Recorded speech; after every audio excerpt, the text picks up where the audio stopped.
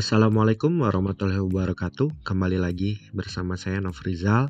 Kali ini di mata kuliah umum Pendidikan Jasmani dan Olahraga, kita akan membahas tentang daya tahan kardiovaskular dan juga bentuk-bentuk latihan dari kardiovaskular. Baik, bisa kita lihat di sini bahwasanya latihan aerobik itu sering digunakan sebagai mode latihan atau pengkondisian untuk kebugaran fisik. Tentunya jelas sangat penting bagi atlet ketahanan yang membutuhkan daya tahan tinggi dengan aktivitas daya tahannya seperti pelari, pesepeda, perenang, triatlet, dan olahraga lainnya yang membutuhkan daya tahan tinggi. Apa saja sih faktor-faktor yang mempengaruhi kinerja latihan aerobik? Jadi dengan memahami faktor-faktor yang mempengaruhi kinerja latihan aerobik, penting untuk membantu pemilihan dan perencanaan program latihan daya tahan kita.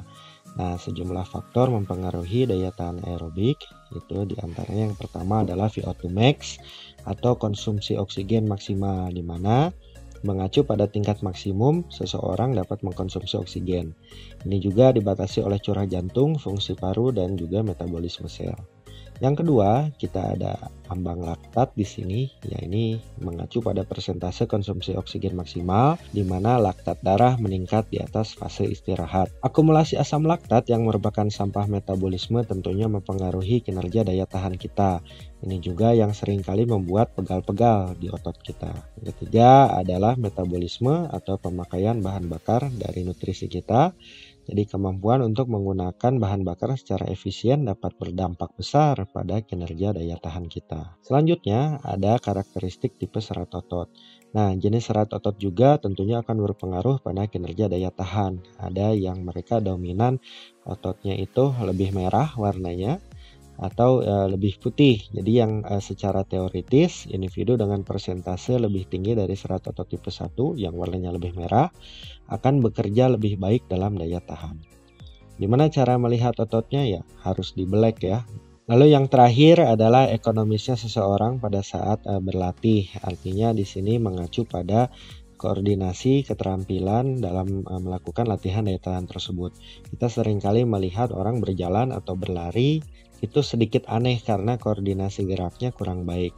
Nah, orang yang dapat melakukan latihan dengan lebih efisien tentunya mereka bisa menghemat simpanan energi dan bergerak lebih cepat daripada orang yang tidak terampil koordinasinya.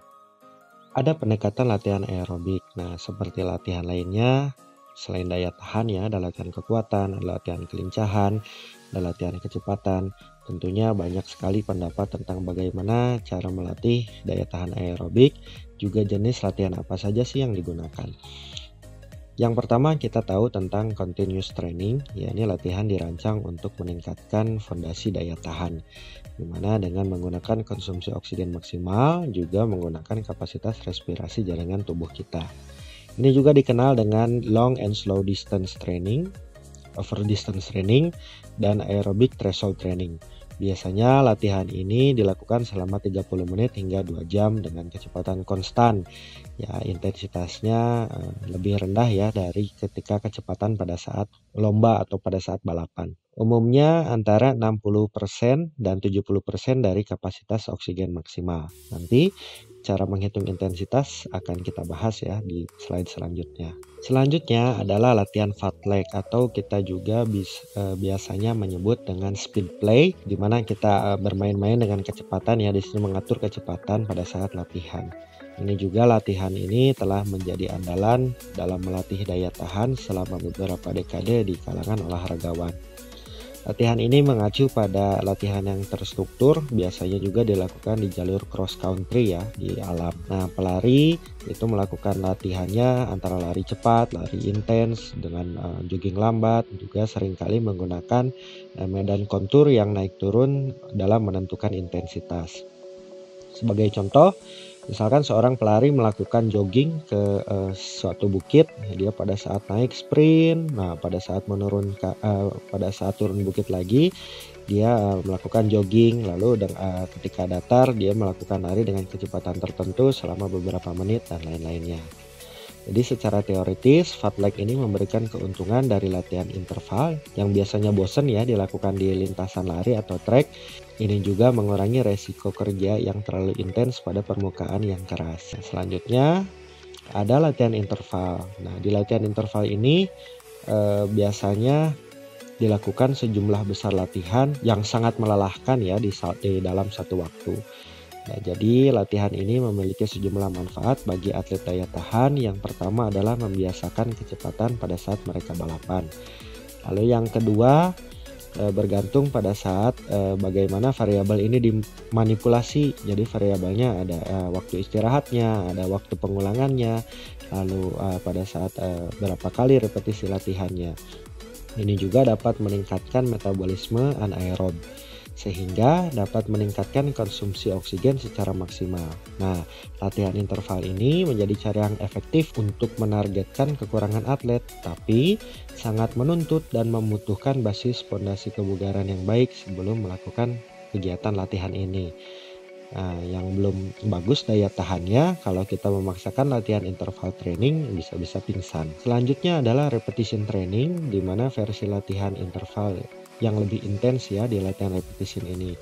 Jadi pengulangan dilakukan dengan kecepatan yang lebih cepat, juga recovery-nya di antara set latihan itu secara total. Jadi latihan ini dirancang untuk meningkatkan kecepatan serta kapasitas juga toleransi metabolisme anaerobik. Secara umum, repetition training ini didefinisikan dalam literatur sebagai intensitas tinggi latihannya di mana 90% dari konsumsi oksigen maksimal dan bahkan lebih dari 90% dengan adanya recovery total di antara set latihan repetisi ini. Nah, gimana sih caranya kita untuk mengatur latihan daya tahan aerobik ini ya? Yang pertama kita tentunya harus pemanasan. Karena pemanasan penting untuk mengurangi resiko cedera dan untuk memaksimalkan kinerja otot kita. Selanjutnya, kita bisa menyeimbangkan hari-hari latihan yang sulit dan latihan yang mudah. Misalkan satu latihan intens per minggu kita lakukan di menjelang tengah minggu ya, misalkan hari Rabu atau Kamis. Atau 2 latihan intens per minggu. Jadi kita memisahkan latihan intens dengan 1 atau 2 hari latihan yang kurang intens diantaranya. Misalkan latihan intensitas tinggi pada hari Selasa Jumat, latihan Rabu Sabtunya latihan yang kurang intens. Selanjutnya mungkin kita bisa coba juga 3 latihan intens per minggu. Jadi misalkan intensitas tingginya hari Selasa, Kamis, Sabtu. Nah, setelah kita menyeimbangkan hari-hari latihan tadi, kita coba bangun fondasi kebugaran terlebih dahulu. Karena sebagian besar program latihan daya tahan itu berfokus pada continuous training dan latihan fartlek. Karena kalau kita tidak membangun basis kebugaran, lalu peningkatannya terlalu drastis atau peningkatannya terlalu banyak, itu tentunya akan menyebabkan cedera dan kelelahan yang berlebihan. Malah jadi sakit ya, olahraga bukannya jadi sehat. Ataupun sebaliknya, kalau kurang dari intensitas yang kita harapkan, mungkin tidak akan mendapat benefit yang maksimal secara perkembangan fisiologis di dalam tubuh kita. Yang terakhir adalah tentunya tentukan titik lemah dan kekurangan. Seperti pada olahraga lainnya, setelah fisik basis kebugaran ditetapkan, kita punya fondasinya, penting juga untuk menentukan apa yang membatasi kinerja seseorang dalam latihan. Nah, tentunya kita bisa meningkatkan target-targetnya juga melalui latihan. Sebagai contoh, kita bisa membuat rumusan olahraga dalam 1 minggu ya di sini. Nah, kita bisa sesuaikan lari jarak jauh, misalkan hari Senin ini dengan 60% intensitas. Kita bisa sesuaikan perharinya ini dengan kemampuan kita gitu. Ini sebagai contoh saja latihan persiapan umum dalam seminggu seperti ini. Nah, ini yang tadi kita bahas bagaimana sih caranya menghitung denyut nadi tadi maksimum ya. Karena hal ini berkaitan dengan mengukur intensitas latihan.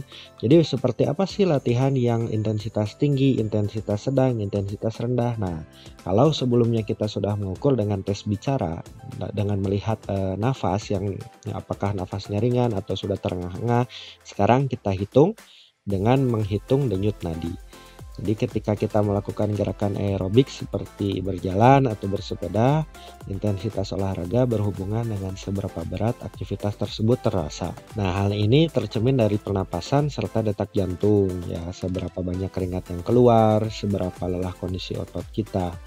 Detak jantung juga dapat memberi data yang sangat objektif mengenai hal demikian, ya.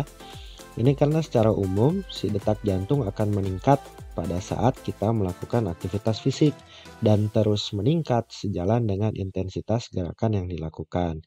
Gimana caranya untuk menghitung denyut nadi maksimal? Caranya adalah yang pertama dengan mengurangi usia dari 220. Misalkan usia kita 25 tahun, yakni jadi 220 dikurangi 25, maka denyut nadi maksimum kita itu sebanyak 195 kali per menit. Jadi kita coba mencari di sini denyut jantung kita misalkan di nadi radial, ya, lurusan jempol ini. Di sebelah sini kita cari. Setelah kita nemu denyutnya, kita hitung selama 6 detik. Nah, ketika setelah 6 detik itu berhenti, dikalikan 10 sehingga kita dapat denyut nadi kita misalkan 6 detik. Di sini saya sebanyak 9 kali. Nah, dalam 6 detik ini maka denyut nadi kita selama 1 menit itu adalah 90 gitu. Jadi dengan kita tahu mengukur denyut nadi tadi, mencari di nadi radial, juga bisa di sini ya, di karotis, ya, di bawah leher di sini. Kita tahu berapa kali denyut nadi kita per menit, sedangkan berapa sih maksimumnya denyut nadi kita, ya gunakan ini rumus yang 220 dikurangi usia ini. Tentunya angka ini adalah denyut jantung yang seharusnya kita pertimbangkan, ya, saat olahraga. Lalu yang kedua, kita ukur intensitas. Caranya gimana? Cari target angka detak jantung selama olahraga. Caranya gimana? Ini caranya. Yang pertama, hitung detak jantung saat istirahat seperti tadi, ya, tapi baiknya sih pada bangun di pagi hari. Ketika itu kita ukur berapa dengan cara yang tadi, ya, dikali 10 misalkan kita ngukur 6 detik, atau misalkan 15 detik juga bisa dikali 4, jadi tetap 1 menit gitu. Selanjutnya tadi kalau istirahat biasanya berkisar antara 60 sampai 100 kali per menit, ya, tapi untuk mereka yang terlatih kardiovaskularnya mungkin bisa di bawah 60 kali per menit.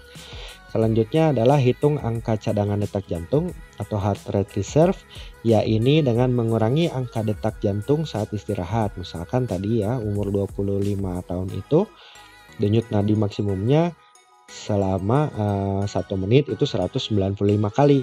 Nah, dikurangi tadi pada saat bangun tidur, ternyata ketika diukur itu 78 kali per menit. Didapatlah itu yang namanya heart rate reserve. Ini 117 kali per menit. Misalkan kita mau latihan dengan intensitas sedang. Nah, intensitas sedang ini berkisar di 70%. Dari heart rate reserve ini kita kalikan 70%. Nah, kita lihat di sini ada contohnya 117 dikali 0,7, ya, 70%, maka didapat 82. Nah, si 82 ini ditambahkan ke denyut nadi pada saat istirahat kita. Jadi kalau kita ingin mendapat benefit yang maksimum secara fisiologis di dalam tubuh kita, akan menjadi sehat, lalu organ-organ juga akan menjadi lebih kuat, itu tetap harus mempertahankan denyut nadi kita pada saat latihan itu di kisaran 160 kali per menit untuk intensitas sedang, ya. Bagaimana untuk intensitas tinggi? Nah, ini di kisaran 85% dengan cara yang sama. Jadi si 85% dari 117 tadi itu didapat sebanyak 99 denyut per menit. Ditambahkan ke denyut nadi pada saat istirahat. Nah, didapatlah 177 kali per menit. Itu, ya, jadi kalau misalkan yang sedang di kisaran 70%, berapa sih denyut nadinya? Nah, pada saat olahraga diukur denyut nadinya, apakah sudah masuk zona latihan atau belum. Kalau misalkan belum, artinya kita bisa menambah kecepatannya, bisa menambah eksplosif gerakannya, sehingga si denyut nadi kita sampai ke denyut nadi ukuran yang sudah kita tentukan tadi. Jika Anda kurang sehat atau mengalami penyakit kronik, atau mungkin kita juga baru memulai program olahraga, targetkan denyut jantung kita ini berada pada batas bawah zona target itu, ya. Jadi jangan dipaksa untuk bekerja keras. Nah, itulah yang biasa menyebabkan orang kena serangan jantung pada saat berolahraga. tidak mengukur kapasitas diri kita memaksakan ya. Tapi dengan semakin terbiasanya tubuh terhadap olahraga rutin, kita juga bisa meningkatkan detak jantung kita secara bertahap. Tetapi jika Anda seorang yang sangat sehat, tentunya sangat bugar ya, tentunya juga harus meningkatkan target itu mencapai batas atas zona target detak jantung selama berolahraga. Kita lihat di sini zona latihannya. Jadi setelah mengetahui cara menghitung detak jantung maksimal saat olahraga, kita juga bisa memastikan bahwa olahraga yang dilakukan itu memberikan manfaat secara menyeluruh. Selain menghitung detak jantung maksimal, nah di sini juga kita harus memastikan tubuh kita tidak dipaksa untuk bekerja terlalu keras. Hasilnya bukannya sehat ya, olahraga malah jadi sakit kalau kita memaksakan. Kita bisa lihat di tabel ini. Nah, di sini ada target zone-nya, ini intensitasnya yang moderate itu, yang sedang itu berkisar di 70 sampai 80%. Nah, tadi ini ada contohnya ya berapa beat per menitnya, denyut per menit jantungnya, tapi kita bisa lihat bisa ukur dengan rumus yang tadi karena ini menyesuaikan dengan kemampuan kita. Nah, di sini kita pilih mana saja nih aktivitas latihan kita yang akan kita lakukan. Nah, ini durasinya untuk yang maksimum tentunya tidak boleh lama-lama karena denyut nadi kita itu dipacu sangat kuat di situ ya sampai 190 beat per menit. Ini untuk usia berapa nih ya? Jadi kita hitung dulu si denyut jantung tadi. Tentunya juga ini ada benefit-benefit yang kita rasakan di sini. Kira-kira mau apa nih? Kita mau misalkan yang moderate ya, yang intensitas sedang ini itu bisa meningkatkan kebugaran aerobik. Silahkan lakukan latihan selama itu dari berkisar 10 sampai 40 menit. Atau misal mau menurunkan berat badan nih, ya lakukan di 60 sampai 70% tapi durasinya lama. Jadi semakin tinggi intensitas latihan yang kita lakukan, itu tentunya durasinya tidak boleh lama-lama. Ketika misalkan kita mau menurunkan berat badan, intensitasnya nggak begitu tinggi, tapi durasinya yang tinggi gitu ya. Nah, dari sini kita sudah tahu bagaimana cara mengukur intensitas latihan kita. Jadi agar aman, jaga detak jantung agar tidak melewati angka-angka maksimal. Kita bisa pakai panduan di tabel ini. Apalagi kita baru mulai olahraga ya. Nah, nanti setelah terbiasa baru kita tingkatkan intensitas latihan secara bertahap. Jangan lupa ini juga berlaku untuk pemanasan dan pendinginan ya. Lakukan juga secara bertahap. Oke, ini ada 15 alternatif kegiatan lain untuk latihan kardio selain lari, jalan kaki ya, atau bersepeda. Silahkan kalian nanti bisa cari apa sih gerakan-gerakan ini, gimana sih cara melakukannya. Sekarang di YouTube banyak, Google banyak cara melakukan gerakan-gerakan ini. Nah, dari gerakan ini kita bisa menyusun latihan kardio kita sendiri. Yang pertama, pilih 4-5 latihan di list ini ya. Lalu lakukan latihan pertama selama 1-2 menit dalam intensitas rendah. Nah, tadi udah dikasih tahu intensitas rendah tuh yang gimana sih gitu ya. Kemudian istirahat 30 detik, lalu ganti latihan ke gerakan yang berikutnya. Untuk setiap latihan intensitas sedang, tingkatkan intensitas olahraga kita untuk latihan berikutnya. Jadi dengan gonta-ganti intensitas yang rendah ke lebih tinggi untuk setiap satu set latihan. Satu set latihan itu yang tadi 4-5 latihan yang kita sudah pilih, itu disebut juga satu set atau satu putaran ya. Ulangi dari awal untuk 3-5 kali set putaran itu untuk menyelesaikan satu siklus. Nah, setelah selesai 3 set, jadi kita lakukan lagi putaran itu setelah istirahat 1 menit gitu. Nah, latihan intens ini juga ampuh membakar hingga 700 kalori untuk satu siklus. Terlebih lagi jika Anda bisa lakukan semua ini, misalkan hari hujan, kita bisa lakukan ini dalam rumah. Tapi kita perlu perhatikan ya, di sini yang ada gerakan melompat itu intensitasnya akan lebih tinggi dari gerakan lainnya. Karena ketika melompat itu menuntut aktivitas tubuh kita yang lebih tinggi dan itu akan lebih melelahkan. Jadi silahkan kita kombinasikan, pilih 4-5 gerakan di sini gitu. Tapi jangan lompatan semua ya, nanti ujung-ujungnya jadi latihan intensitas tinggi kalau lompatan semua. Terima kasih, mungkin itu saja yang bisa saya berikan untuk latihan daya tahan aerobik ini. Silahkan jika ada pertanyaan ataupun misalkan ada yang didiskusikan bisa mengajukan pertanyaan di kolom komentar di YouTube atau bisa melalui di WhatsApp grup maupun di LMS yang dimiliki UPI ya. Tetap semangat untuk berolahraga, jaga kesehatan, jaga kebersihan. Terima kasih atas perhatiannya. Billahi taufik wal hidayah. Wassalamualaikum warahmatullahi wabarakatuh.